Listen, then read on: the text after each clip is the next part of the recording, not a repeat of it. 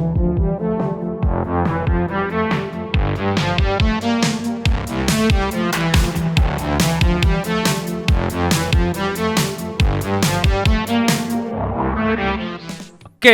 ladies and gentlemen, today in the house we got Mr. Anthony Boccardi. How are you? I'm very good. How are you? Not Of bad. Aupale. I'm kidding. Of Aupale Vodka. And we're going to talk all things vodka today. And I'm really looking forward to this interview. Thank you so much for coming on, Anthony. It's a pleasure. You know, local West Island boys, good to be together. Yeah, well, where did you grow up, by the way? Kirkland. In Kirkland? Yeah, you? I grew up in Point Claire. There we go. You went to St. Thomas. Mm-hmm. We didn't really know each other when we were in high school, but we ended up meeting each other. It was more in CJEP, right? At Abbott, College, I think. Yeah, a bit like that. Even high school, you know of each other. And then college, we saw each other in the West Island kind of collected, like, all together. I remember meeting you. I think the first time I met you, I want to say was at the Kirkland Coliseum on a Friday night, probably. Definitely. Something like that. That was my hangout. Is that still a thing these days? I have no Like idea. the kids, you know, like on Friday nights when you're 14, because, Yeah. you know, you're not old enough to go to the bars. The cool thing to do was to go to the... Movie theater, you know? Yeah, go to the Coliseum. Yeah. That's where you'd meet all the girls. Yeah, popcorn, you know. Popcorn, the whole movies. thing, I was candies. up to all the movies up there. What was your favorite? Do you have any special movies that you remember? I don't know, man. Yeah, it was like a different time, you know, like early millennial movies. Yes. A little action would mix with Yeah. comedy. Yeah. Different nice, I don't know, nostalgic movies, we'll say. Yeah, I would agree. So today we're going to get into your business, Yeah. Aupale. Mm-hmm. And I guess my first question for you is what made you start a vodka brand? Well, first, have you tried the vodka brand? I have not tried the vodka brand. We're gonna have to change that right now. Okay, so we're gonna pop one right now. Are we doing the vodka or are we doing the We'll go to the vodka first, the vodkas first? Okay, and then we'll perfect. get you on the Celsius after. I'll go into a little bit more detail. Okay. So here. And what is it? It's like triple distilled, or I don't even know what that means. 8 times distilled or 10 times distilled or something, whatever it is. I'll tell you exactly what you're drinking after you try it first. I want to get your feedback. Okay. Well, you know what? During the interview, well, you know, here, enjoy it. Oh, Thank baby. Okay. There you go. Thank you, sir.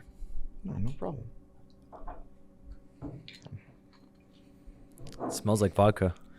I hope so. Do you have these like lying all over your house? Quite a bit, actually. Is that a good thing or a bad thing? It's nice. Well, you know, if you're going to a festival or you're going to a party or something, you could always bring some Yeah. Aupale. I guess you bring some Aupale and you probably show up there and everyone. It's good branding for you guys, and you probably, you know, people want to support a Montreal brand because I've been seeing Aupale all over the place. I've seen it in a few bars. I've seen it in a few other places, Yep. and whenever you know, if I go to a restaurant or on the speed rail stuff, I haven't seen it on the speed rail, but I've seen it in bars and restaurants in Montreal. Yep. And a lot of times, whenever I see it, because I know it's yourself and Matthew Terriaca that are the owners of the company. Well, we're a few, so I'll go into detail on how we started it, what created it. Matt Anthony, Terriaca- just when you're talking for the mic, yeah, just sure. speak a little. So There pretty you go. much, me and my partner Mathieu. Well, Matt Terriaca came in a prepubescent stage. Yeah. Me and Mathieu Caron, the two founding fathers of the company. Yeah. We worked for a company called Bruni Glass, Okay. and which was acquired by Berlin Packaging. So we actually made packaging, glass manufacturing for a lot of spirit brands. Like we worked with Diageo, Pernod Ricard.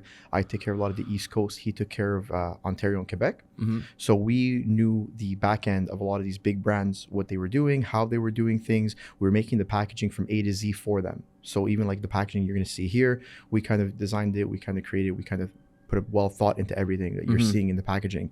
So from that industry, we worked about 6 years pretty much each in this industry, and we were figuring like a lot of these things when alcohol, we saw some things which of course we're going to remain confidential, but we've seen people distillers put certain things in their distills, that we've seen like a lot of shortcuts that were used, a lot of things that weren't really up to standard on health regulations, just pretty much what would ease a smoothing adhesive, but not really what we would want to put into our vodka. And what we were seeing is this one time when like Amazon was buying Whole Foods, a lot of people were caring what they were putting in their bodies. They want to be extremely clean, organic, no chemicals added, super like natural, like how nature intended it to be. So we said, let's create a vodka going back to the basics, how vodka should be, and go really, really natural. So what we did was we went around the world trying to find like the best ethanol, the best water sources. So we went like, how do you make vodka, by the way? It's potatoes, right? Well, you could take potato, grape, wheat, corn, however you want to make the ethanol. Okay. And then you add a water. And the ethanol is just the alcohol. That's another word for the alcohol. Exactly. Right? Okay. So what we did is, like let's say like Grey Goose, for example, is wheat based. Okay. And if you're looking at Chopin is potatoes, Tito's is corn. So what we did is we went around the world and we looked at all these little places. We even took like sugars from the Caribbeans. From, let's say we were doing wheat. We took European wheat. We tried all this. And in Canada, we have a very vast untouched resources, pretty much. So we actually take sweet corn, homegrown in Prescott, Ontario region from local farmers. Okay. And it's like a very like sweet kind of taste. Like when you're going to try the vodka, you're going to see it's like very sweet. Let's try it. Cheers. Oh, cheers. Here you go. Try it. Take it. Cheers. There you go. Here, take it. Let's try this out. Try it. All right, let's see his facial expression when he tries it for the first time.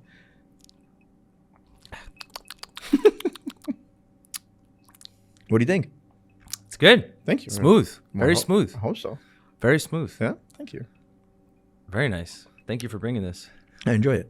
So yeah, so we went and at the time we actually tried all different water sources. We tried like types of filtrations, all of these things. So we actually found a water source in northern Quebec, which is pretty much untouched. They don't sell to the general public, but it produces the world's finest water of 32 ppm, which 32 ppm is particles per million. Okay. So when you're drinking a lot of, let's say like do you want to have, is it ppm? Is it better to have a low score or a high score for ppm? So you want to be in that 25 to 50 range, because anything that's really, really low to zero, you're actually at a distilled.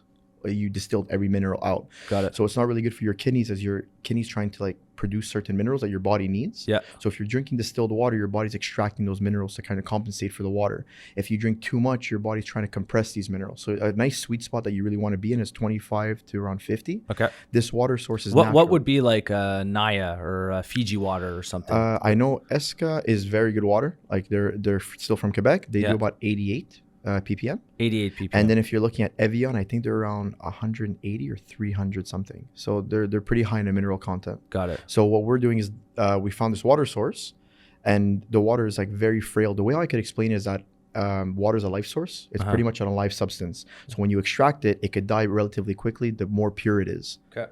So when we extract it, we don't filter it, we don't touch it, we don't do anything with it. We take it literally from Glacier Valley to source.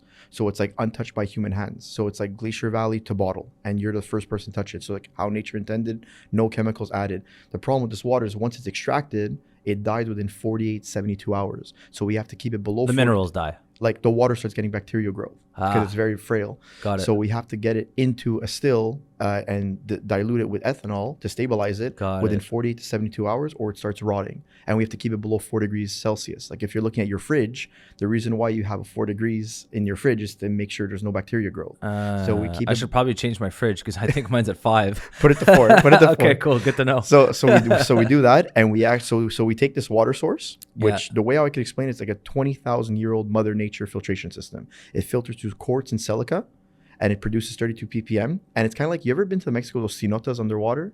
I have not. No. It's like an underground, but it's a current. It's a current river. Yeah. So let's say 20,000 years ago, there was a glacier that kind of crushed through Quebec, and it left a glacier valley. And this kind of glacier valley is where we get this water source, and it's by underground rivers pretty much. And it's just quartz silica, fantastic water. Like I'll make you try it if you're a fan of water. It must be expensive to get that water. It's a bit hard. Sometimes we have to send like expeditions up there. Like there's no roads, there's no population. The reason why it's so clean. So how do you get in the winter?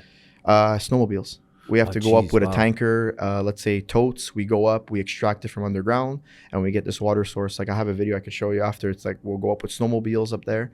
And do you go yourself? We have people up there. I've been up once. My partner goes up a few more times than I have. Okay. But so we got this water source. We've done all these kinds of testings with different ethanols. And like when you grab a fruit and you eat it right from the tree, it's the most healthy you can get. Delicious, delicious. Yeah, so we said, why should we get like an ethanol from out of there, age it on a boat, or water from somewhere else, and we have to filter it? We said, why don't we make it how nature intended, as natural as possible? So we get the sweet corn ethanol. We do our special little secret sauce. We treat it a bit more. through like another type of process. And then once we get the water, our slogan is distilled differently, but we don't actually distill it afterwards. We take, let's say, distill, we make the sweet corn ethanol, and then we dilute with the water. So you're getting that imperfections the way how the vodka should be. Like an original vodka recipe should be dilation instead of all distillation. So you're getting that water mineral content. So you're getting a bit more of a flavor. It's a bit more of an alive substance when you're drinking it. It is very smooth. I'm not just saying this. Thank you. And we actually age each bottle for 2 months. So we actually make that honeymoon phase where the ethanol and the water blend together. And that's you're tasting that smooth, but the water is still kind of captured somewhat alive inside the bottle. So when you're making a cocktail or you're drinking something, you could even try it hot and you'll taste it. You'll get a different aroma, maybe a bit more of a citrus, a vanilla note. Yeah. Then you put an ice cube in it, and right away the water molecules are going to start reacting to that ice cube. So if you're making a martini with like oil, or you're making, let's say, something more citrusy, you could see it adapt. And that's how we really want to be like as clean, natural as possible. And we're selling all over the place. And we've had tests on if we put any chemicals in our vodka.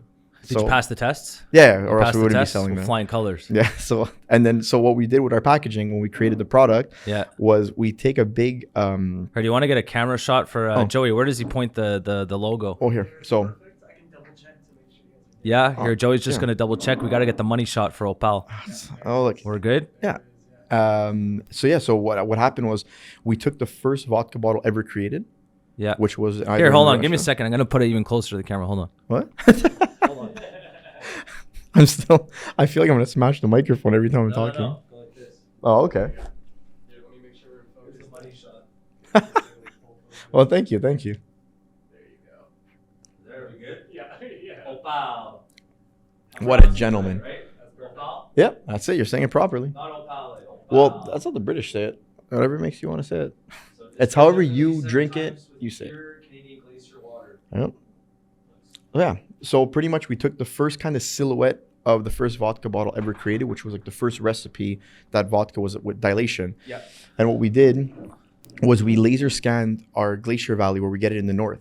So we have a big play on our water, and we pride ourselves on that water that we use. So Glacier Valley to bottle. So we laser scanned the Glacier Valley and we put that textorial pattern on the bottle. So what you're seeing right here on that is that laser scan that we did.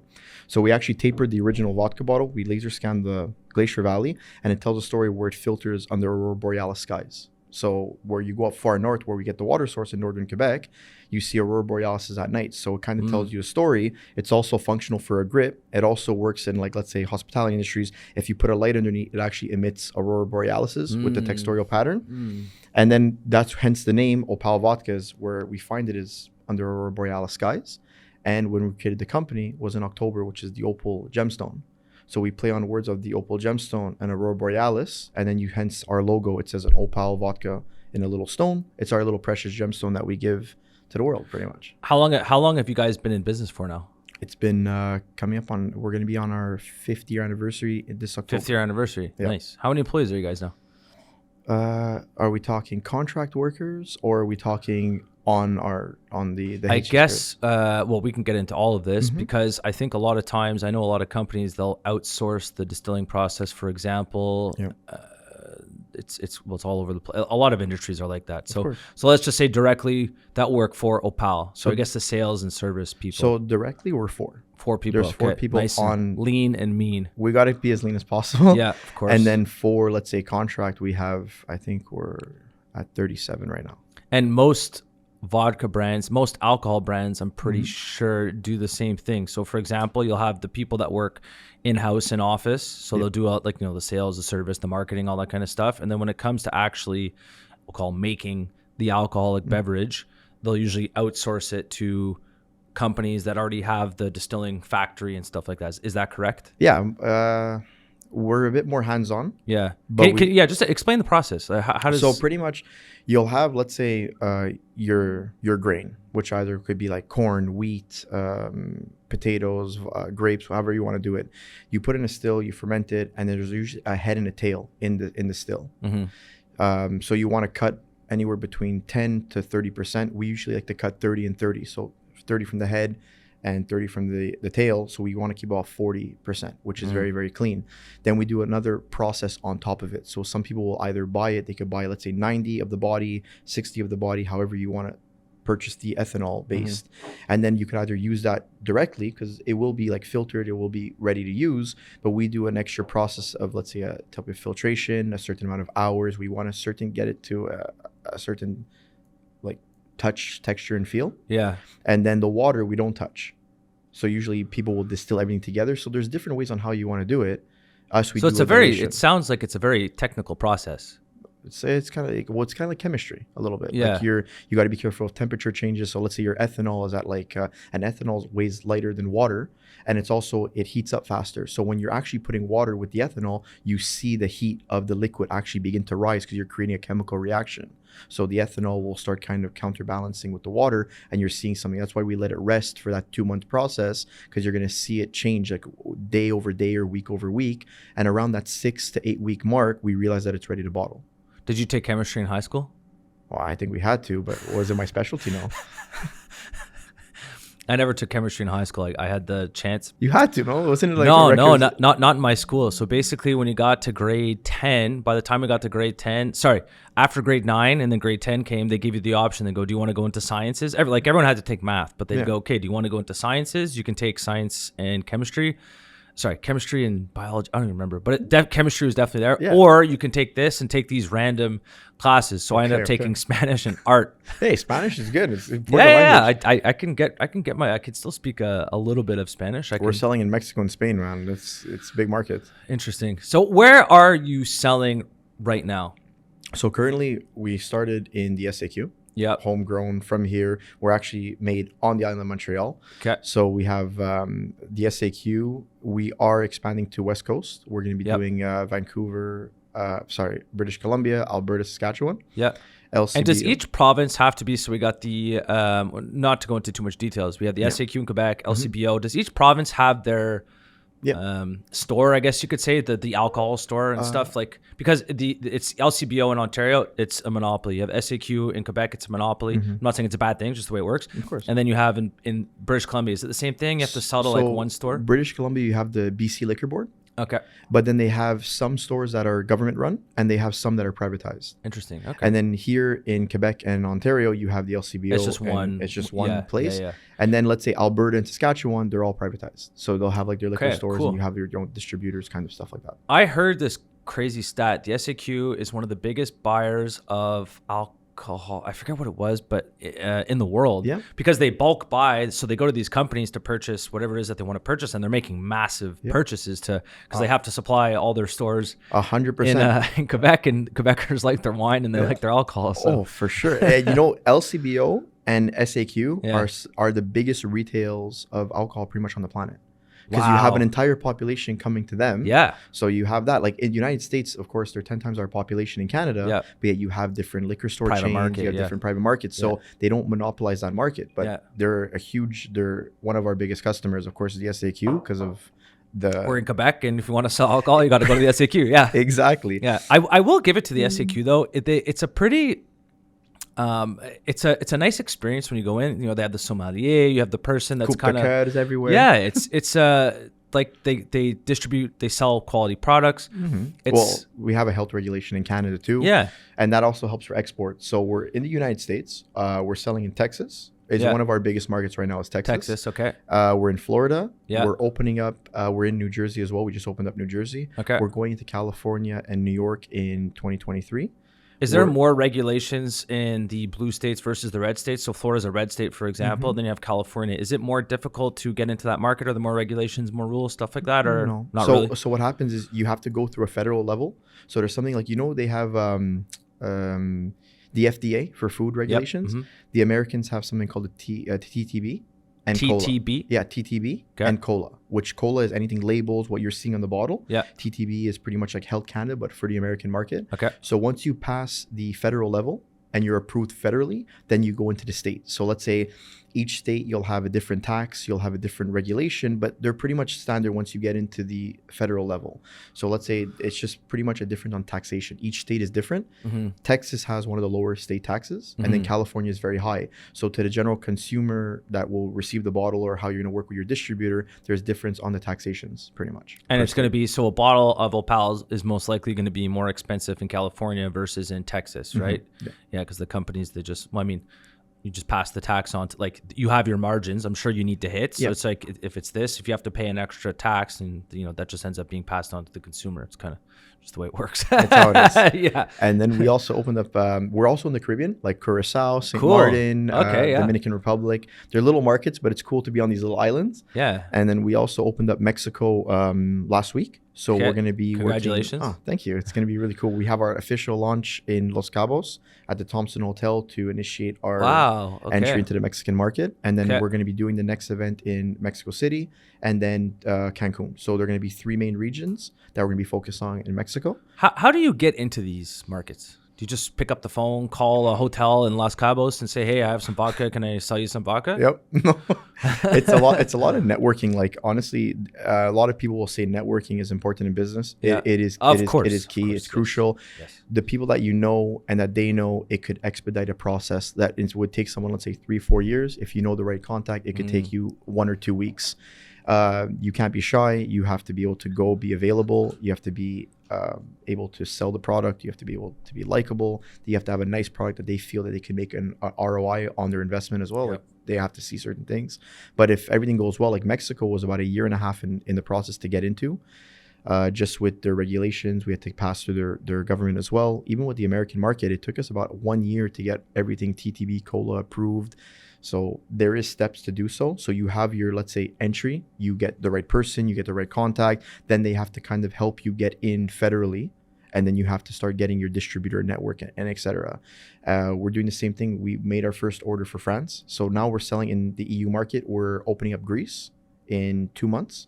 We have France and Monaco already placed their order. So we're currently selling all in the Côte d'Azur, Monaco. We're actually doing the Festival de Cannes.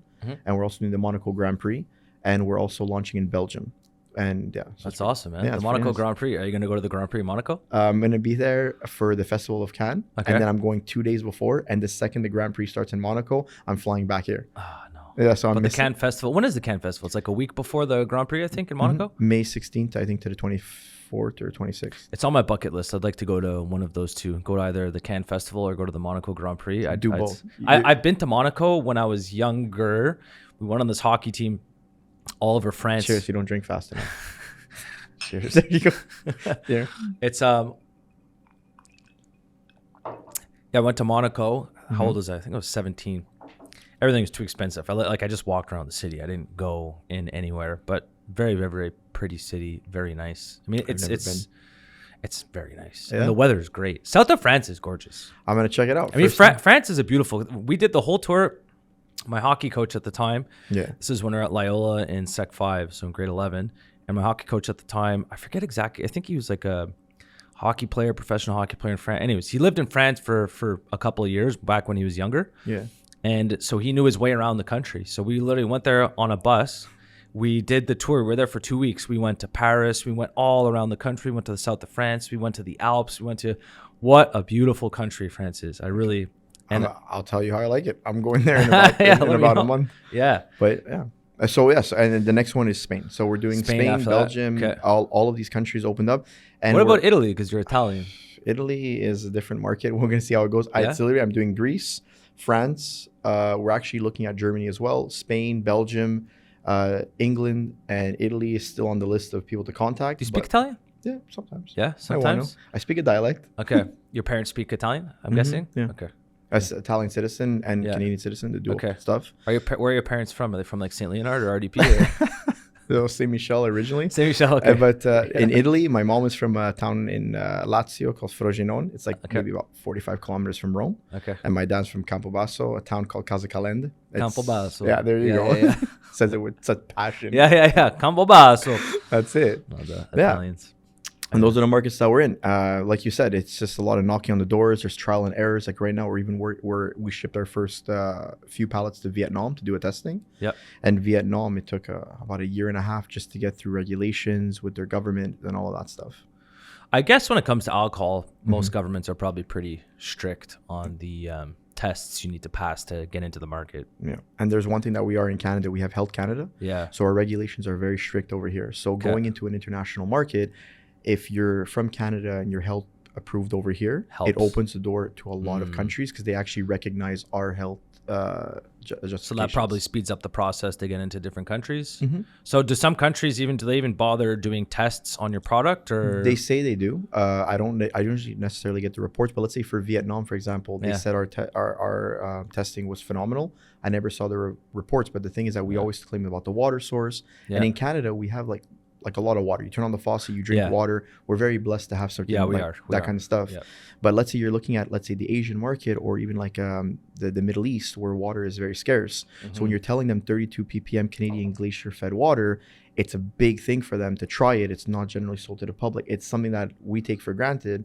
They love to see that, like, even their water, like, they don't have that kind of stuff that we have.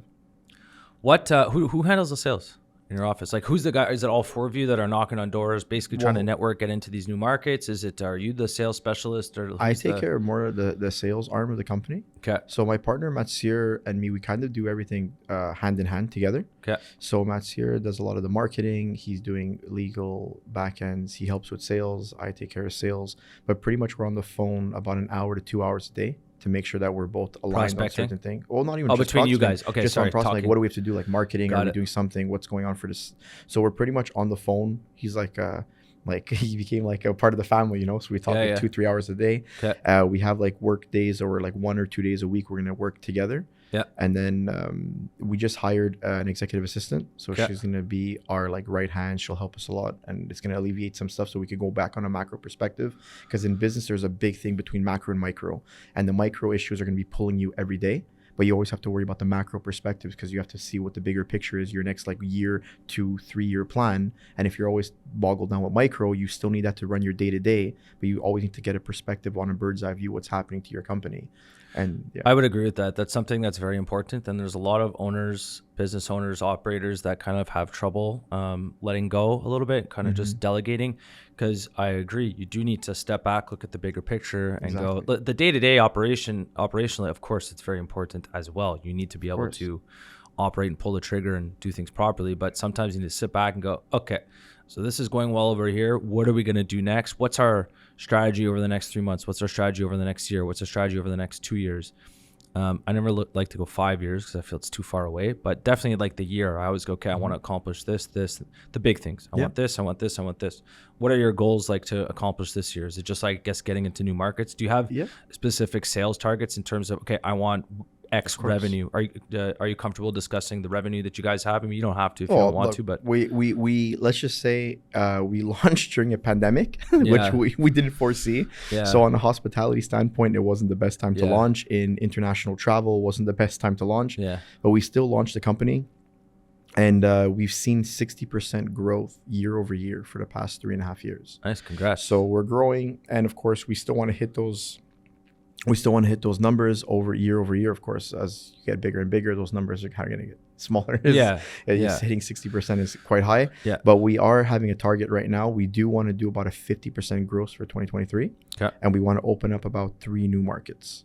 Nice. Yeah. So what's number one on the list? Because you just said you just opened up Mexico. You guys, you're in Vietnam. So right now, the next big one that we're opening is Mexico. We have to like, the way I always see it is like you're planting seeds. So let's say the year before you're gonna be planting seeds. So you're gonna like plant a seed for, let's say, Greece. You plant a seed for France. You plant a seed for Mexico, and you see how they're growing. Yeah. And once that little like it sprouts, you have to water, you have to give it some love, and you have to help it grow. So Texas, last year, we did our first initial orders. We got with our distributor. Things were working, but you still need to give them love. You have to show down. You have to go down. They are very big on Meet the Maker in Texas. So let's say we're in a distribution chain called Goody Goodies. There's Specs. There's Total Wines. So they love this thing called Meet the Maker, where it's kind of like a book signing for if you're an author. Yeah, you go show your face. Yeah, you go show your face, but you sign the bottles. And your beautiful hair. Yeah, exactly. They like it. They pet it for good luck. Yeah, and you go there. We were talking about our hair earlier because I'm going to get a haircut on Saturday, and Anthony's like, bro, you gotta you're gonna straighten it a little bit after this. Look how coiffed it is. I even said you have gel. Like, no, it's just how it is. I said, okay, it's nice. Well, the trick is I wake up. I don't wash my hair. This is going to sound terrible. I don't wash my hair that often because you want to keep the natural oil, right? To keep it into place. The natural grease is just it's perfect. If you wash your hair every day, I mean, it's just you can't, because then you end up having, I don't like using hair product. I really don't, because your hair gets all sticky. You put your hands in. If I want to go exercise after, it's like, I don't like, I try not to use hair product unless I have to go do something, unless I'm going to like an event with a suit or something like that. Mm-hmm. But I Yeah, the apologize trick for no is gel. no, yeah, it looks great. Thanks. The trick I find is just wear a hat. Wear a hat for like an hour. Get in the shower, brush, Yeah. hat for about an hour or two, That's exactly what I do. and then You wear a nice hat, not too tight, just like enough to get the Yes. coif going. I feel you. Exactly. Hairstyling 101. Yeah. Okay, cool. So started this vodka business. Yeah. What we touched on it, or you touched on it a little bit earlier on at the beginning of the show. You were kind of working in the packaging field, I guess you could say. So you got to see the good things that other vodka producers are doing. I'm sure you got to see the bad things or things that could have used improvement. Mm-hmm.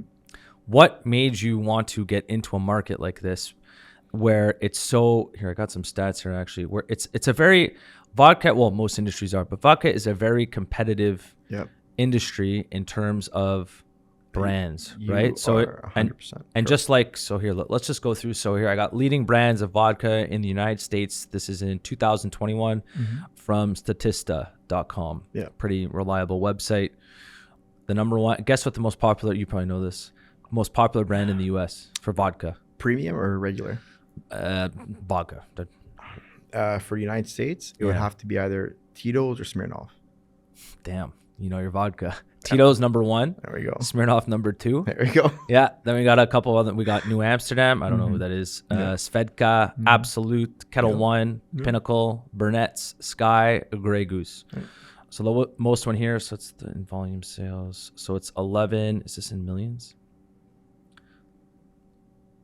So I can't get the number. Anyways, that's a lot. So, but these ones here. But so my question is this: why did you?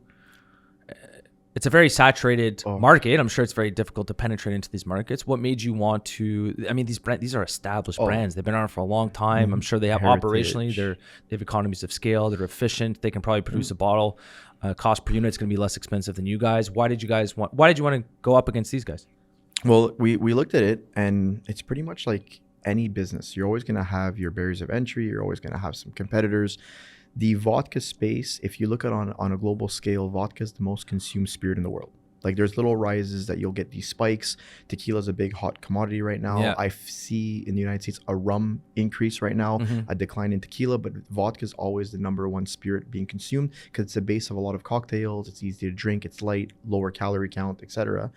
I love vodka sodas. That's my go-to drink. Yeah, and especially us, we're at 62 calories per ounce because it's sweet corn, so it's very, very light. And because of the no chemicals, you feel a bit better. So a vodka soda, 61 calories, like it's pretty light. That's great. Yeah. But we went into the market looking at how are we going to compete against these guys, and we looked at the market on the premium vodka. So when you're looking at vodkas, there's let's say the more cost-efficient ones. You're looking at premium, ultra premium. So we wanted to go in that space where it's an ultra premium vodka, but at a premium price. And the last one that did it well into the market is you're looking at Ciroc in 2003. They came in. So when you look at the three big players in the premium space, you're looking at Grey Goose, Belvedere, and Ciroc. You have Absolute. So those are Kettle premium. One, what would be an ultra premium brand? you're looking at the Belugas, Chopin. They're a bit more like Beluga. Sorry, they're like ultra premiums. You'll see like it's like Purity. the Moet of vodka, kind of. You'll see that they're more of a niche market. So we wanted to go premium and kind of get a vast grab on the market. And what we were thinking is that like now you're looking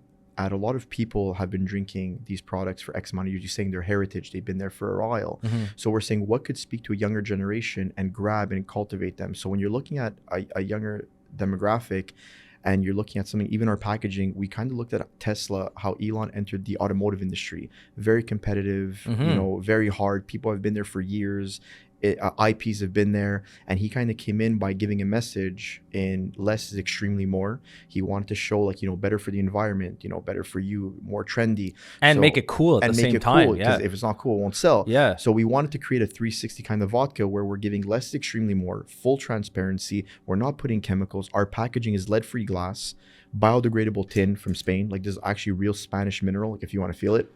Like if you shoot that in the ocean, it's This is biodegradable? Well, yeah, it's a real Spanish mineral tin. So it's like from Spain and it's a real tin. Like you're feeling it. It's not like a plastic. It's not like that. So we want to be as sustainable as possible. Like we're trying to even give ourselves an offset. So we're trying to make a brand where it's like better for you, better for the environment, but it's also less extremely more. And we're trying to redefine luxury by showing nothing hidden. Like we're trying to, like if you look at our packaging, It's very simple. Simple, Yeah. so it's less extremely Very more. simple. Like our product, we have 2 ingredients inside, nothing left. If you take out these papers, it's 100% recycled bottle. So it's pretty much like that. We even transcended that into our seltzer. Our seltzers are 40% recycled glass. We use repurposed fruit. We use 7% vodka, no chemicals, all natural. Like if you look at the seltzers, you actually have a sediment at the bottom from real fruit. And right before you drink it, like a kombucha, you would twist it. So when we created this, it took us 2 years to come up with this recipe, but it's kind of like that organic peanut butter where you have the oil separation. Yeah. So if this product Yeah. came out 5 years ago, people would be like, why is it separating? Yeah. It looks weird. But now with this whole natural, less is extremely more, no chemicals added, People no probably artificials. like to see that almost because they see know that. it's going to be natural. Exactly. Separation happens naturally. So if you want to try the seltzer as well, are you almost done your vodka? Yeah, we'll have one right after this. All right, perfect. We'll get. So I'll make you try it. But yeah, so we wanted to go into the market and we wanted to kind of be the next trend-setting vodka and hit that premium space. And a lot of people, which we've seen a lot of our distillers or our customers at the time at the consulting firm that we worked at Glass, everyone was trying to go at gin or niche markets because they were scared to go after the big boys because they have a lot of market and they do have a lot of budget. But if you could just take 1-2% of that market, it's a lot. So we're trying to kind of chip down. And, you know, if you're going to do something, do it well and people could reciprocate to it. And we're seeing 60% growth.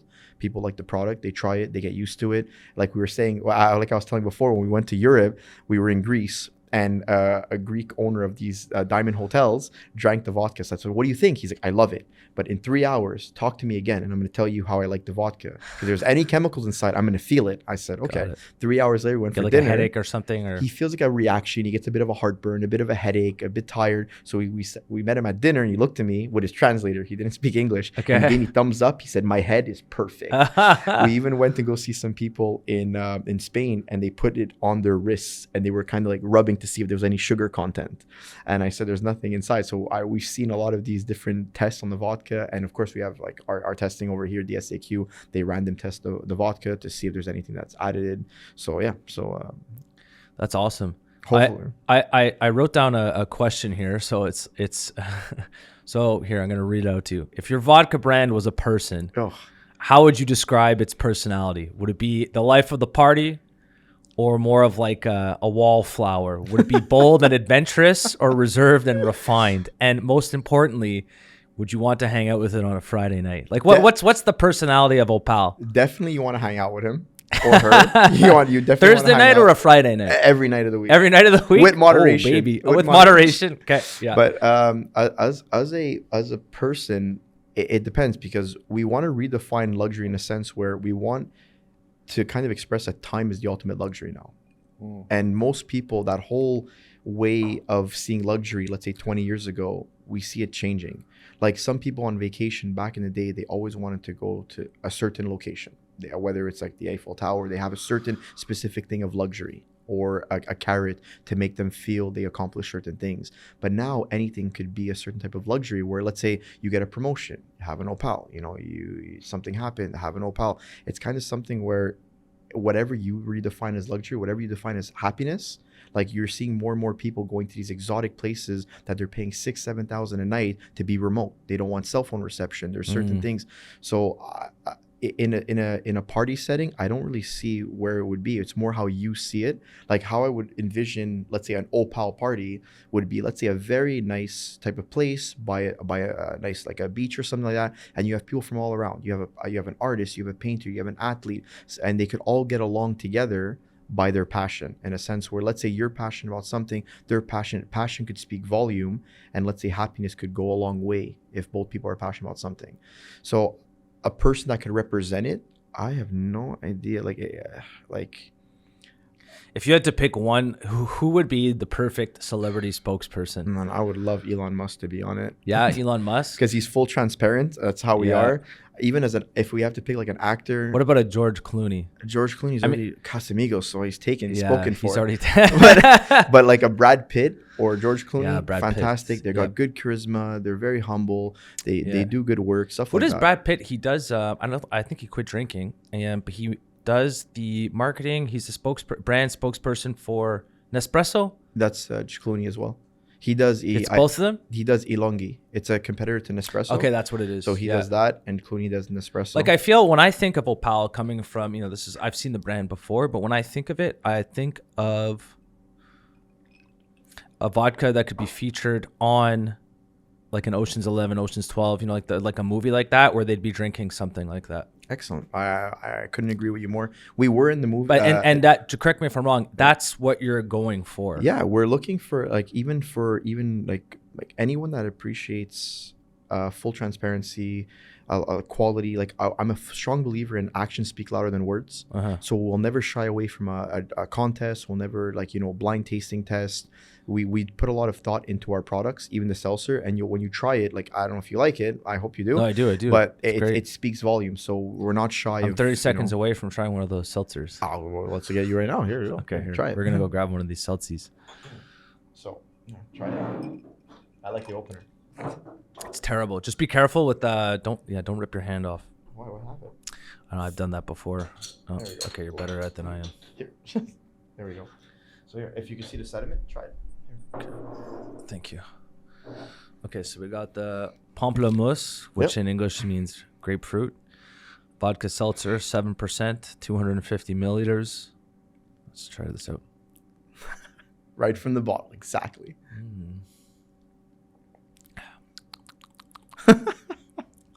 Very nice. And you can make a hard seltzer, eh? Vodka and the seltzer. Very, very nice. I don't like the seltzers, the White Claw. Sorry, I do like not as much as I used to. White Claws, the ones where it's made with vodka. So the ones that are sold directly in the SAQ, those are good. The ones that are made with malt that you can buy in the grocery store are. I get heartburn. If I have one of them, man, dude, it's instant heartburn, like right away. Yeah, I'm like the ultimate tester for that. I have a bad heartburn problem. Yeah. So if I drink anything that's like, let's say, malt base, a lot of sugar content, if I why is that? Why does malt give you heartburn? Why is that? It's very heavy. It's a lot. It's a heavy substance. So I'm gonna ask you to move the mic up just a little bit there. It's just some people like it. Even some people, if they drink a lot of beer, they're gonna get that heartburn. Yes. Red wines. It depends. So I don't know. I'm with you on that. If I have one of those, I will be in pain. Yeah, it's brutal. What do you think of seltzer? It's very nice. It's very nice. It's like it's a little bit bubbly. I hope so, or else I failed in carbonation. When I keep it in my mouth, you can hear that. Like you can feel all the bubbles popping in your mouth. Right. Very nice. No, very good. Thank you for bringing these on, by the way. No, I gotta try it. When you guys we kind of talked a little bit about, you guys starting off. So you already worked in the packaging industry. And I guess obviously you saw an opportunity, started a business. Yep.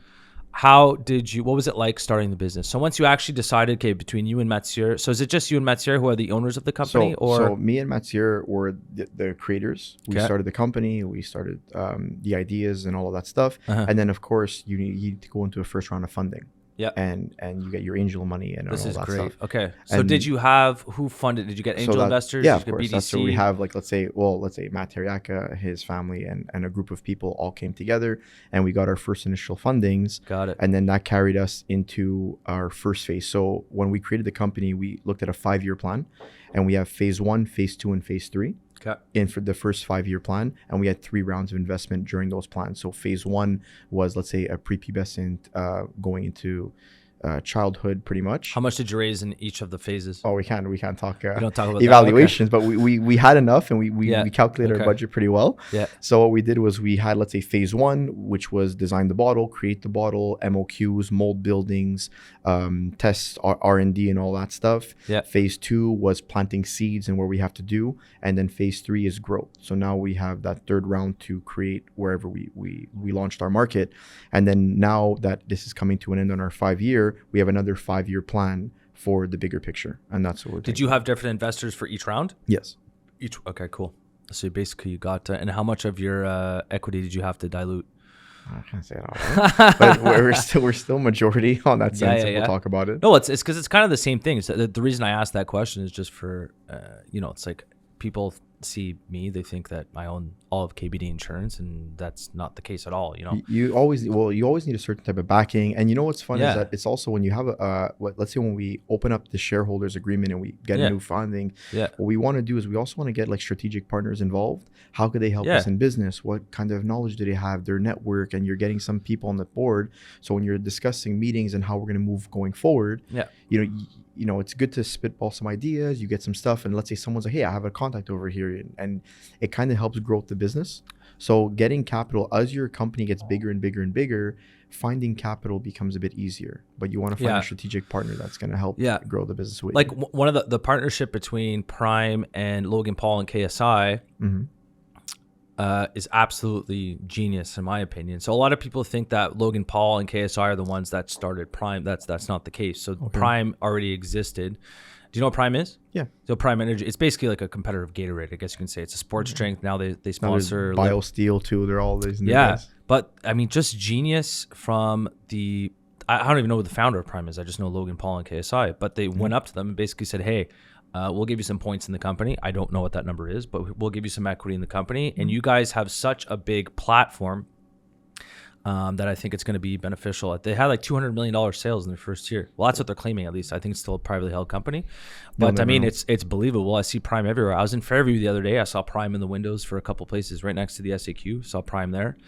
It all depends on their marketing budget too. So there's things that you could see if you push marketing, and also depends on your EBITDA. So if you want to keep your company at an EBITDA at 0, you could put all your money towards marketing, and you'll see that everywhere. But it also depends on growth. But those guys, they have a vast network, and their reach is pretty strong. So I'm pretty sure they could. It just cuts market. Think about it this way. If you go, so it's like, okay, are you going to give away a couple points, or are you going to spend millions and millions and millions of dollars on marketing, and your message might not catch? A lot of noise out there. So yeah, and if these guys, so it's very interesting because a lot of brands are doing this now, and they have. So it used to go, you have a product, we're going to attempt to sell a product, and we're going to build our audience. And now it's kind of with YouTube and the rise of influencers, social media influencers, and all that kind of stuff.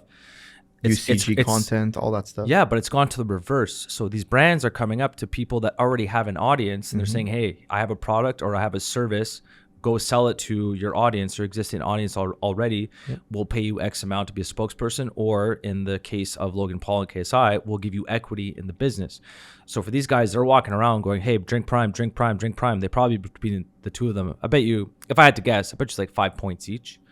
Which is maybe it's more. I have no idea, but it's still just a genius. Are you looking for? I know that we're looking for this. I'm looking for a spokesperson just to develop a strategic partnership with someone who already has an existing audience. And that's what I'm trying to do here. I'm trying to build an audience too, but some people already have an audience. Are you guys trying to find a spokesperson or anything for Aupale, or it's there's 3 types of brands that I've seen, and you're gonna see, we'll call it a flavor of the month, where let's say a TV show is doing very well, they're going to come up with a vodka on the name of that TV show to grab the hype, and it becomes like a novelty thing where they buy one bottle, they keep it. It might be a good product, might not be, but it becomes novelty, which your sales could jumpstart very quickly, but then your reoccurring purchases might not happen. Then you could have that celebrity endorsement that comes in, but then the product, I feel, lives with that celebrity. So if something happens to him, or let's say, bad publicity, it reflects on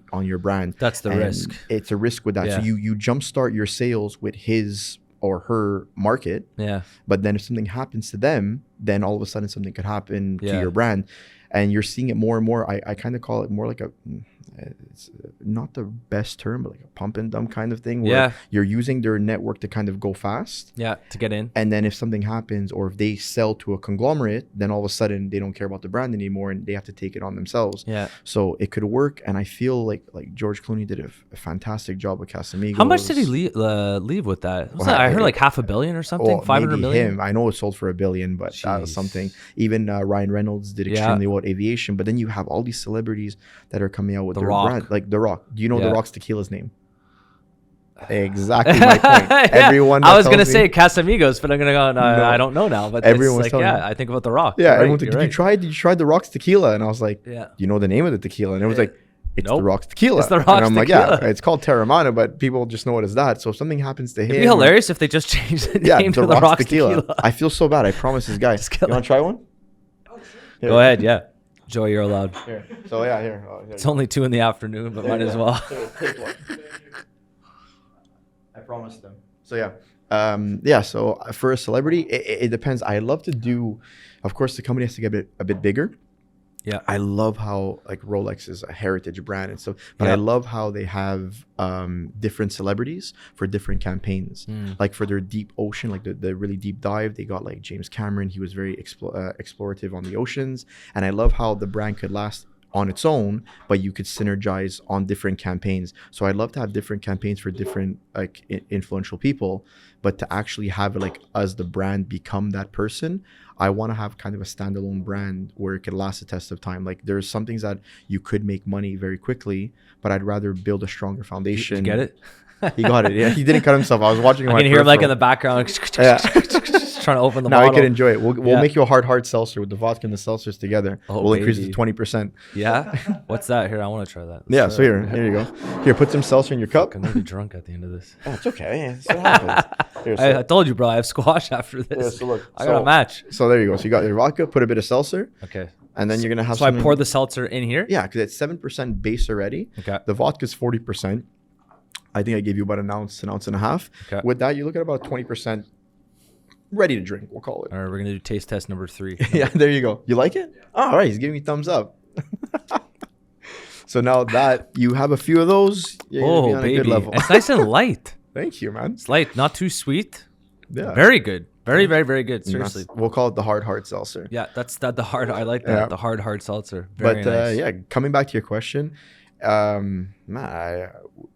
influential people always help push the brand. So if someone comes up to us, we're always looking at, seeing what could be, but we always take in consideration what's our ROI, what do we have to give out. There's always like something on the background before we give it to the general public, what they see. So it's where are you advertising now mostly? I see some of your stuff on Instagram. Are you doing any paid media? What's your marketing strategy right now? But besides like the cold hard sales, person to person, face to face sales, like what on the I guess you can say social media or traditional media. Are you doing any advertising like that? For traditional media, we had billboard campaigns. So we had some. Where did you have these billboard all campaigns? around Montreal. So we targeted certain places around the greater Montreal area, the greater Dallas area, and Austin area in Texas.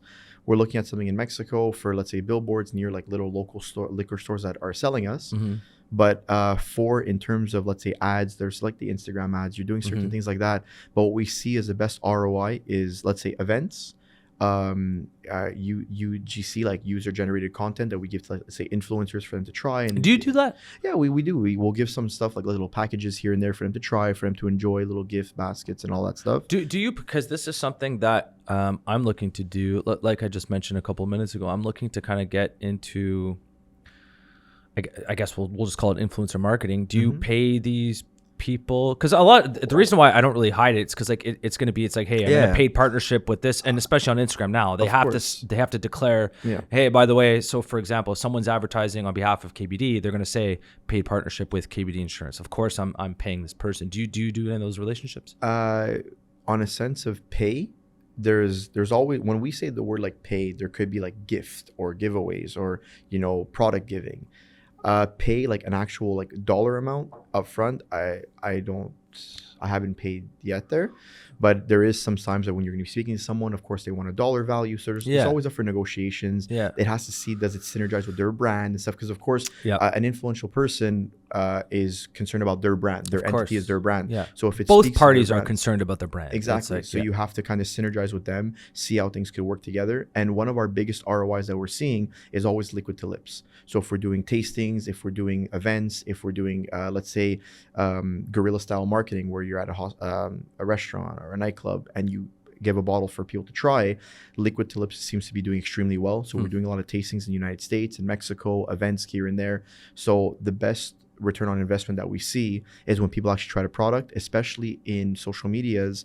Having an alcohol brand, we do get shadow banned sometimes because they don't want to promote a lot of alcohol. So our dollar being spent will not equivalent to what we're seeing. So we actually really want to have, like, let's say I want you to interact with it, or let's say there's events, even after parties, you make them try it so that consumers actually interacting with the bottle, they're touching it, they're feeling it, they're drinking it, they're getting an experience with the product. And even for some events, what we like to do is even shipping our Glacier Valley water to the event. So when you're having a cocktail or a drink with the vodka, you're having the ice from the Glacier Valley, so it doesn't dilute or over mineralize the product. I feel like you guys, if you to do that, and then have like I guess a signature move, like when you go to Pappy Steak and they come out with a $10,000 steak or whatever exactly. It is, $1,000 steak, and they, I mean, it's bullshit, but it works. And every single time that they do something like that, I mean, it's outrageous, but they're almost always going to post it on social media. And Pappy Steak knows this. They get all the celebrity. The people are just trying to flex and say, hey, look how rich I am, whether they're rich or not. But hey, look how much money I have. I'm able to waste $1,000. What is it, $5,000 to do the Pappy Steak thing, or something like that? Something stupid, right? So and they just come, they open up a big box. We probably just, when we clip this or something, show like what it is. They just open up the box, and there's a bunch of waitresses and dudes around going like, yeah, oh my God, you're so cool. And then they come with this one little, like those things where basically like for the cows, and they stamp the cows and it burns the skin. The same thing on the steak. And then woo, it's kind of look. It's to me, it's in a sense of validation. So what you're seeing right now is all about it's validation. People flexing. Yeah. There's a flex, but it's also a validation. Like some people want to do it, and in terms of, do they want to try the steak? Is something that they have in their head. I want to try it. I want to be part of the experience. I want to have a memory of it, or I want to flex it. Like everyone has a motive in doing certain things, and that's the reason why what we're doing with Aupale is we want it to be kind of a 360 in a sense where it's, we're trying to be the sustainable brand. We're trying to have a zero offset, try to be as sustainable as possible. It's also better for you. And we're hopefully that 360 kind of like, it's better for you, better for the environment.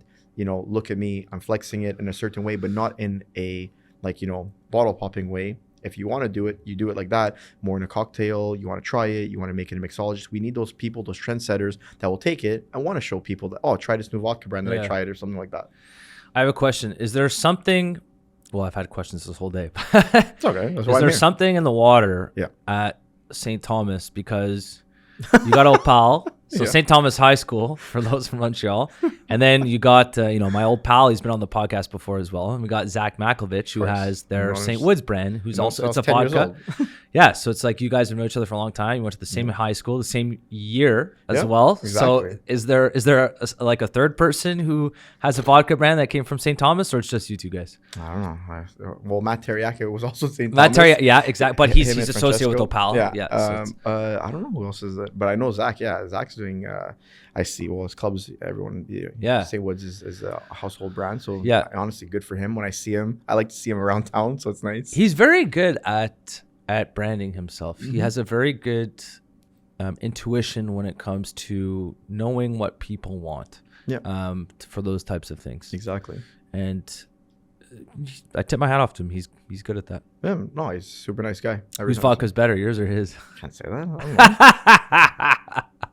I don't know. It's nice. We could do a St. Thomas reunion, just me and him. We'll have some bottles and we'll see how it goes. Yeah, but interesting. I guess there must be something in the water there. It'd be hilarious if there's like a third person from your grade, like Chaco or something. Yeah, comes out. He's got a vodka brand now too. Or no, he starts rum or something. Yeah, we'll see it, man. Yeah, and it's crazy. Like you started a business as well, so you understand. I didn't start this business. No, my grandfather started. Okay, but when you're starting a business from scratch, it's crazy how you start off young. Yeah. And you're going for your mic again. Oh, sorry. It's okay. And you start off young, you go to school. Yeah. And you always have a schedule in front of you. And then you go to work and you have your schedule in front of you, and et cetera, et cetera. And the day you make the jump from going to that kind of 9 to 5, we'll call it, or like that schedule pre-planned for you, and you want to go independent and you're kind of trailblazing, you're making your own trail, it becomes hard. 'Cause at the beginning, the first, let's say 6 months to a year of you starting your own business, it's a big mental game where you have to force yourself to wake up. You make yourself busy for no pay, in a sense. Yes. And then as you're getting busier and busier, you're realizing you're overworking for still no pay, but then it starts benefiting yourself. So it's kind of like a big mind game. So if anyone starts a business, the 3 main key aspects I would say would be, of course, your networking is very important. Yes. Hard work is crazy. You have to work you have to work against yourself. You have to work against every other aspect or obstacles you have. And then another thing to be is you have to have the accessibility to do it too. I would definitely agree. There's this interesting thing I heard the other day. It was a real estate guy on one of the TikToks. He's a podcast out of Toronto, I think. I don't know the name of the podcast. I'd like to plug them in because he makes good content. But one of the guys, he had a guest on, Yeah. and then real estate, it's very, I feel like anything, trying to sell a product or service, you got to be out there if you're trying to make sales. He goes, there's 3 ways you can make sales. You can do it through social media. You can do it through networking events, face-to-face, or you can do it through prospecting, which is basically cold calling, hitting people up that you don't even know. And he goes, you have to be really good at one of them if you want to succeed in this game. And I feel like you can say that about any type of business. Some people are really good at the social media, like Gary Vaynerchuk. When I think of him, I think about social media marketing. He's very good at that. For you guys, you just mentioned earlier on today, you said the face-to-face networking events are basically the best ROI. That's where you get the best ROI. Of course. Sometimes you get, for myself, like yesterday, I just got back from Ottawa. There, for yesterday and the day before, I cold called for a total of 5 hours between the 2 days. I picked up the phone. We have a whole list of 20,000 companies around the Ottawa region. I was cold calling because that's what we got to do to get the business off the ground. And you know what? Sometimes, honestly, back in the day, cold calling is fun sometimes. Cold calling, it's like... Once in a while, it's fun. It gets you back to your roots. Yes. And, it gets you cold calling, gets you a bit hungry a little bit. It's challenging. You get a lot of rejection. But I find if you speak slow and make your message clear, it's like, hey, dude, I'm not trying to call you to just... Yeah, I'm obviously trying to sell you some insurance. But it's like, I'm just calling to ask for when your renewal. There's always a pitch. And I feel like if you start speaking slowly, and most of the time they're pretty receptive. But no, you're absolutely right. And a lot of people underestimate how much work is involved. And there's something that you just said, the 9 to 5. Okay, how do I say this? There's a difference between being reactive and proactive. So I find when you're trying to grow a business, you're proactive. Mm-hmm. So, okay, how do I say this? I'll give you an example. When I go down to Florida, so let's say I'm down in Florida for a week, but I'm still working. Yeah. Okay. That week, I know, and I don't try and hide this, I will be reactive for the entire week. I'm not going to try any new projects. I'm not going to make any calls. I'm not going to try and make any sales. If emails come in or people come and ask me questions, I'm going to have an answer for them. Yep. And basically that's how the business, I'll answer the questions. That's that. I'm reactive. Yep. If you want to be growing a business, that's not going to work. You have to be proactive. Of course. And so when I'm back in the office here in Montreal, so starting podcasts like this, starting making cold calls, doing all that kind of stuff, I'm sure it's the same thing for you. When you're proactive, you have to be that way in order to grow a business. And anyone who thinks if you can just sit there, run a couple ads on Instagram and Facebook and let the phone ring, you're not going to have a business for very long. Would you agree with that? 100% in accordance with that, because literally the phone's not going to ring. No. And no one's going to be begging for you to create your business. Nobody cares. Not really. Yeah. Like, even though it's a great product, it's gonna, but you still have to get out there. I mean, you're a likable guy, you're charismatic, you have great hair. And so you can go into these meetings and all that kind of stuff. It's all about the flow, man. Yeah, it's all about the flow. It's all about the flow. But interesting. What are your plans for, so I know you obviously want to get into different markets and stuff like that, but where is the next opportunity for scalability? Like, does it work? For example, does Grey Goose, I would imagine they do their own manufacturing or distillery process themselves. Yeah. What's like the next step for Aupale? So what we're doing, it's always increase the business, and it's always how to increase. And to me, how many times I've looked at a business aspect, there's pretty much 3 big pillars of increasing your profitability. So when we look at a business, I don't know if you see it this way, there's 3 big pillars on, let's say, overlooking a company and how you're going to go in the next phase or the next few years of your business. And there's 3 ways to increase your business. And one is increase sales, of course, decrease your costs, and increase your efficiency. It'll fall into those 3 kind of aspects. So what we're doing right now on our standpoint is, of course, increasing sales. We're opening up new markets, we're growing those markets, and we're growing territories. We're increasing our sales force and all of that. And all that will fall under one category.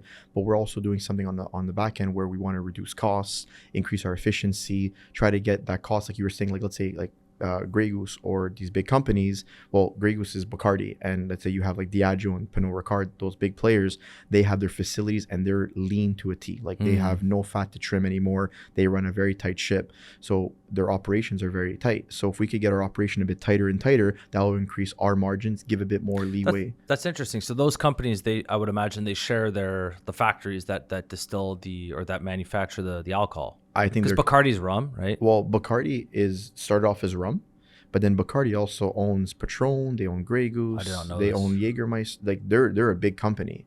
They're still privately owned as well. And then if you look at Diageo, which is a very big player as well, they have Smirnoff, Ciroc, Kettle One, Casamigos, Don Julio, Tanqueray. They're a big company and they're publicly traded. Then you have Pernod Ricard that has Jameson, Absolut. So when you look at, let's say you go into a liquor store, wow, interesting. There's about maybe 5 or 6 big players that own that market. So they kind of it's kind of the same thing as like LVMH. So Louis Vuitton, He's there too. So he owns a vodka brand or a spirits brand too. Yeah, if I'm not mistaken, he owns Belvedere. He also owns Hennessy. He owns Moet, Clef Clicquot. He's a big player in the spirit world too. And he also owns anything premium, from designer to distribution. He's a machine. I did not know this about the spirits world. Yeah, like look at like we were talking about George Clooney and Casamigos before. Yeah. He started making a bit of a splash. Yeah. Diageo came around. They're like, wow, you're growing your brand. You have a very interesting concept. I'm gonna buy you for $1 billion. And I think at that kind of offer, anyone's head would turn. I'm like, okay, they're listening. Yeah, you got my attention. Yeah, but here, okay, back to what you were saying. Sorry, I cut you off there a little bit. No, so the just continue on kind of like what you guys are trying to accomplish. So obviously increase sales, become more efficient. What do you, I mean, these are all, it's vague though. What more specifically do you think is in your control over the next year or 2 years? So we are making a 1.75 for shelf space, visibility, cocktail listings, so half for hospitality. We're going to be making a 1.75 liter bottle. Exactly like this. Okay. But the 1.75. That's a 750 milliliter? Exactly. Okay. So we're going to be doing that. That's good. And especially it is very key in the United States and Mexican retail. So when you're walking the store, they'll always put 2 together. So if you have 1 bottle standalone, when you have 2 of them, you're increasing your visibility. You're increasing your visibility at a point of sale. And then also for hospitality, you could have the magnums or certain things like that. So we're looking at a 1.75. For the seltzers that you're currently drinking, we're also working on new flavors.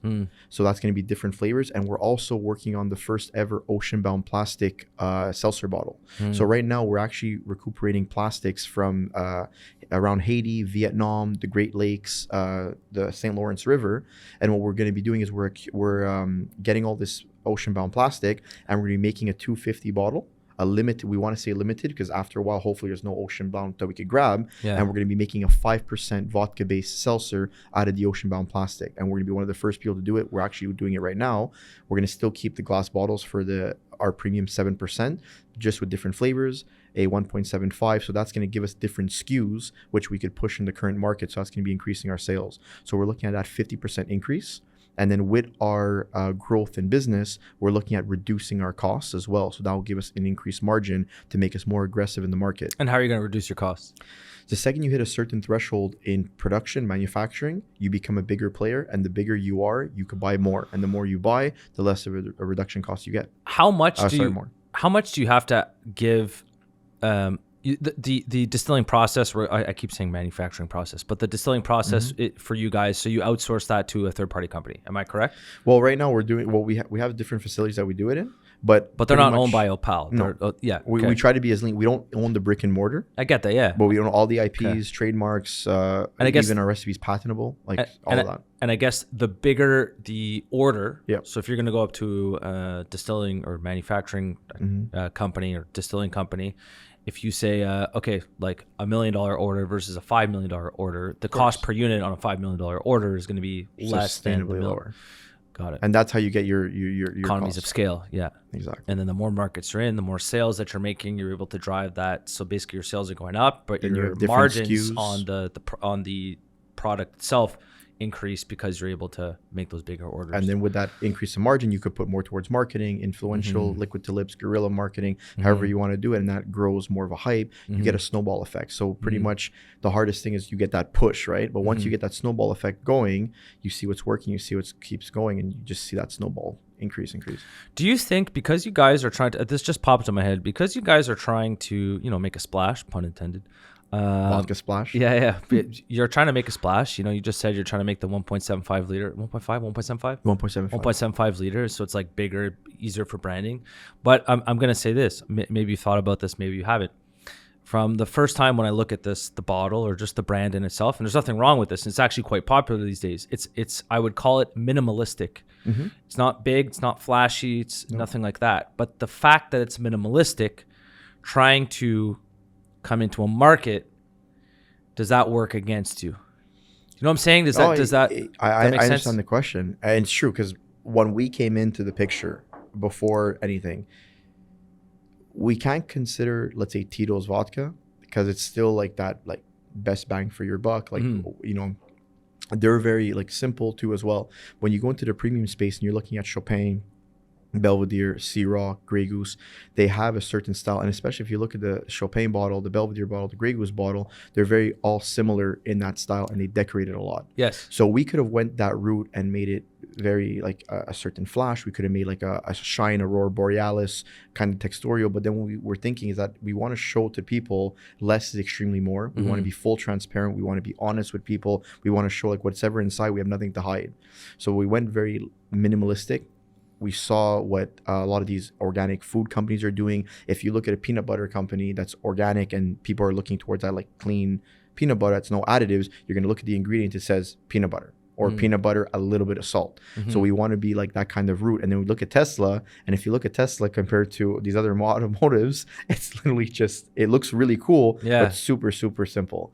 So we're looking at how could we go against the grain, be our own trailblazer. So right now, when we entered the market by being different, it was extremely hard. Even our slogans, distill differently. We have our own different process of making the vodka, very different packaging, all of that. But then what's not to say in 2-3 years, we could become the trailblazer. Maybe people will look at us and be like, hey, they're very minimalistic. It seems to be working. And then once you become that first mover advantage in that new wave of minimalistic, you become that trendsetter. So then that becomes cool. Because minimalism right now, it's popular. And there's a bunch of stuff I keep seeing on my TikTok. They always refer to Succession, the show Succession on HBO. Yeah. It's just a bunch of, it's a rich family. It's about the power dynamics between a family to take over the company. The father's about to retire. And they're really rich. They're billionaire rich. And all the stuff that they're wearing, all the clothing that they're always wearing is minimalistic. No big logos, no big Louis Vuitton and stuff like that. But there's a lot of brands that play on that, and it's still high quality products, but you're not going to see the big logo or the big belt and stuff like that. So that's just kind of like why. And it's also the message of the brand itself, like the Patagonia, for example. Yeah, he's doing extremely well. He's very he has his own style. He has his own message. Yeah, he has his own way of like portraying his brand to people, and people are like reacting to his message pretty much. So just because it's against the grain now, it might not be the main in the next year or future. You keep bringing up Elon Musk and Tesla. What do you like about them so much? No, I keep bringing it up because I love them too, by the way. So I'm not saying like, what the fuck? Why do you like these guys so much? I'm saying, what do you like about them? Because a lot of people, when you say Elon Musk or when you say Tesla, Elon Musk is a hot topic right now, and a lot of people go. He's everywhere. The reason why it's been embedded in my mind, because when we created the brand, every time we went to, let's say, the United States, or we were talking to Europeans and they would see the packaging, they would always bring it up.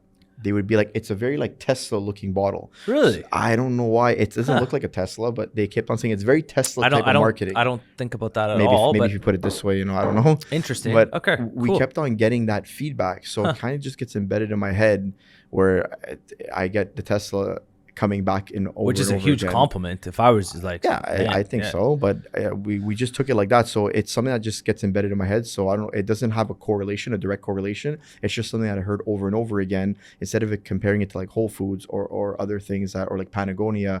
Well, there was one person that said the Patagonia vodka, like that kind of style. Yeah. But we've heard Tesla more often So it kind of just was embedded in my mind. I love Tesla. What's your opinion on Elon Musk? I like him. I think he's cool. What do you not like about him? He's very well. Right now, I think personally, he probably is the most influential man on the planet. Whatever he says, people listen to him. They take him. Some people try to take him with a grain of salt. Some people don't. But he's a hot topic, like you said. But he's very influential. What he says, people listen. He's got a lot of influence. He knows what he's doing. He knows. I think he is a marketing magnet for sure. And I think one thing that he did really well was the fact that he has an influence not only on business but on culture. Huge influence. You know, and that's very rare that people can transfer over from the world of business over into the world of pop culture. He's front and center in the world of pop culture. Yep. The media is all over him. A lot of it's good, a lot of it's bad, just like a lot of other things in life. But I will say this: there's a podcast I listen to all the time. It's called the All In Podcast. It's a great podcast. And these guys, they're all Silicon Valley entrepreneurs. They're all rich. So it's like they're coming with that point of view of a businessman point of view. Of but for Elon Musk, what he did with Twitter, came into Twitter, fired a bunch of people, and people go, oh my God, that's so bad. Well, you know what? The media is hounding him and they're hammering him because they get clicks because it's Elon Musk. Of course. All the other tech companies in Silicon Valley are doing the exact same thing. Because they said, you know what? Look what this guy just did. He came in. Yeah. This company was not operating efficiently. And then this is going to sound very cold. It is cold, okay? But when you're running a business, it's not. I'm looking at it purely from a profitability standpoint. This is all open for debate. You know, you shouldn't look at it that way and all that kind of stuff. You get people picketing outside. Yeah, exactly. But when you're a publicly traded company and you're running it, the goal of the company is to return the most amount of money to shareholders. And some people go, well, that's really selfish and that shouldn't work that way. Well, that's the way it works.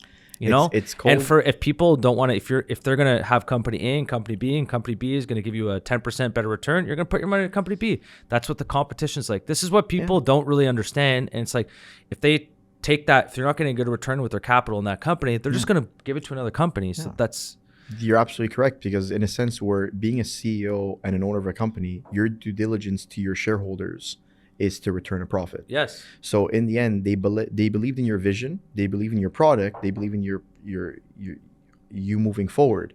If you're not turning a profit, or you're just burning money, or you're doing something against the board or something, they're gonna vote you out. Yeah. You'll find yourself out of your own company if you're not doing something that benefits them as well. You want to always have two sides of the hat. Like, you want to see what you're doing long term. You want to see what you're doing for the environment or what you're doing for people. But in the end, you sitting on that board as CEO, you have to have a return on investment for your shareholders. And one thing that's interesting, so all the Twitter sphere, they freaked out. Oh my God, you're gonna charge us for the blue checks? It's $7 a month or whatever it is to have your blue check. And it was to combat the bot accounts. That's all it was. It wasn't him trying to make more. Well, it's him to make more money, but it's just to make sure you're an actual person, not a bot account, because they had a huge bot account problem. Of course. So all the complaining, everything's, people complain. Finally, most of them pay for it. Who's copying that next?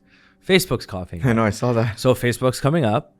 And for those of you listening, if you're in business, we already submitted our application to get a blue check for KBD Insurance. Okay.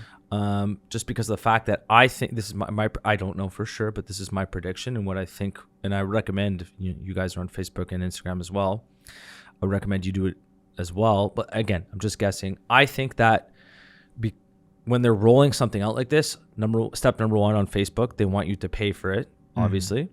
It's recurring revenue for them. Number two, I bet you anything, the algorithm is going to favor accounts that have that blue check mark in the feed, in the news feed. I think so. I feel like there'll be like a short period of time where you can actually get a really good reach because you have that blue check mark. Maybe I'm wrong. Maybe I'm completely wrong.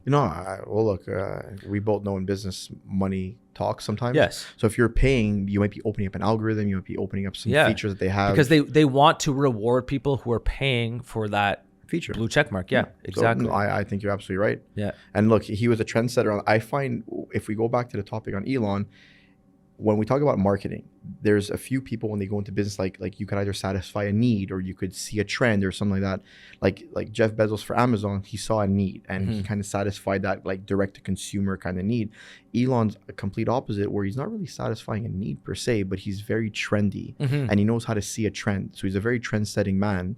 And that's where I see like you see him with any type of business he's doing. Electric cars have been there for a while. He's the one that kind of put on the map. And if you look at the check mark, Mark Zuckerberg's following it on his footsteps. He's very influential and he's a trendsetter.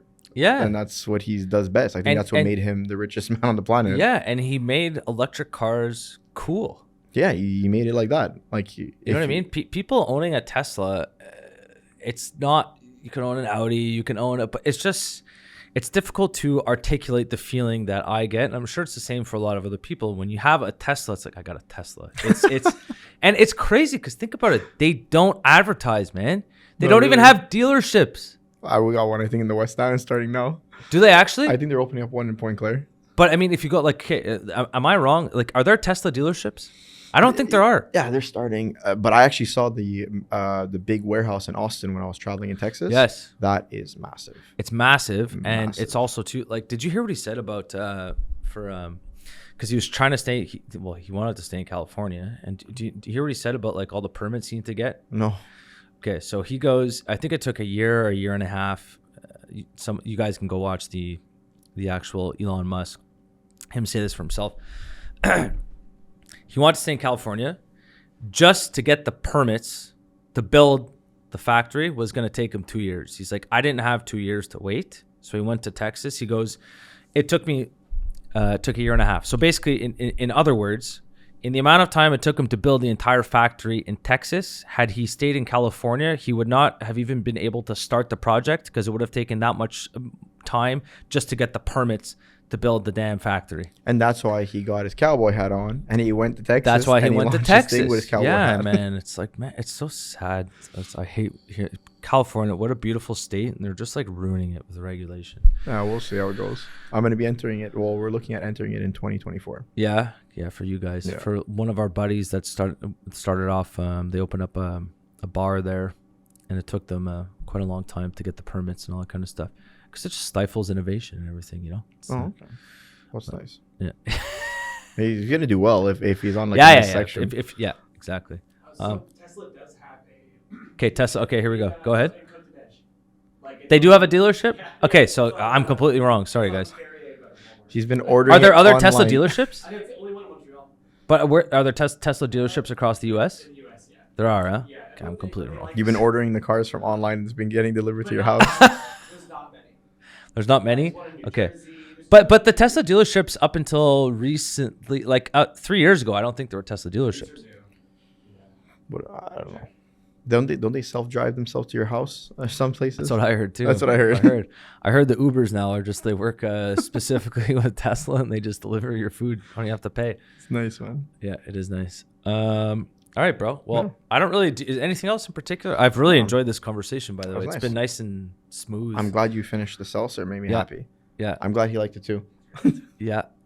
All right, guys. Well, thank you for having me. Honestly, it's been a pleasure. Anthony, it's been a pleasure as well. I haven't seen you in a while, so it was nice to catch up. Yeah, seriously. A recorded catch up. Yeah, just sitting here. For those of you that don't know, so myself, Anthony Boccardi, and myself, Curtis Killen, we, like we said at the beginning, we've known each other for 15 years now. Yeah, about that. And yeah, I hit up Teriyaki actually. Yeah, I said, hey. He told me. Then he goes, I think it's going to be better if Anthony. Do you know Anthony? I'm like, yeah, of course I know Anthony. Yeah, you could add him here if you want. Yeah. Still the same hair from before, but I came out of the womb like this, man.